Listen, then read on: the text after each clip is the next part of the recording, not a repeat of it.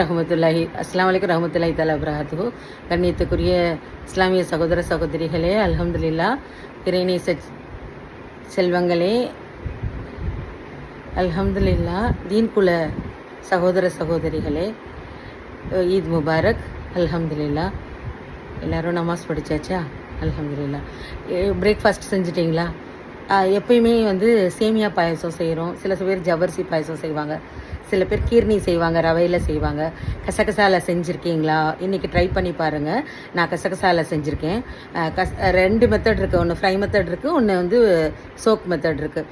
வறுத்தும் செய்யலாம், ஊற வச்சும் செய்யலாம். கசகசாவை கொஞ்சோண்டு அரிசி, ரா ரைஸ், பச்சரிசியை ஊற வச்சு அரைச்சி எடுத்துக்கோங்க. அதுக்கப்புறமேட்டு அதோட முந்திரி பாதாம் போட்டு அரைச்சிக்கோங்க. ஏலக்காய், முந்திரி பருப்பு, கிசுமிசு பழம், நெய் ஊற்றி தாளித்து இதை கொட்டிட்டு இதை அப்படியே பாயில் பண்ணுங்கள்.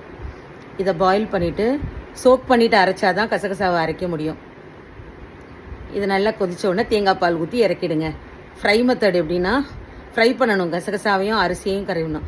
50 கிராம் கசகசாக்கு ஒரு டேபிள் ஸ்பூன் பச்சரிசி நல்லா வறுத்துட்டு அரைச்சிட்டு, அதே மாதிரி இதை கூடு வச்சும் செய்யலாம், சுகர் வச்சும் செய்யலாம். கூடு வச்சு செய்கிறதும் நல்லாயிருக்கும், சுகர் வச்சு செய்கிறதும் நல்லாயிருக்கும். தாளிக்கும் போது முந்திரி பருப்பு, கிசுமிசு பழம் போட்டு தாளித்து போட்டுருங்க. ஃப்ரை பண்ணதை அரைச்சிட்டு அதோட நீங்கள் அதை பாயில் பண்ணணும், கொதிக்க விடணும்.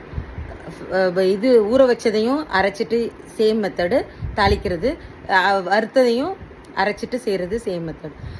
ஒரு தேங்காய் பால் எடுத்துகிட்டு, ஒரு தேங்காவுடைய பால் எடுத்து, திக்கு பால் எடுத்து லாஸ்ட்டாக ஊற்றிட்டு நல்லா கலந்துருங்க.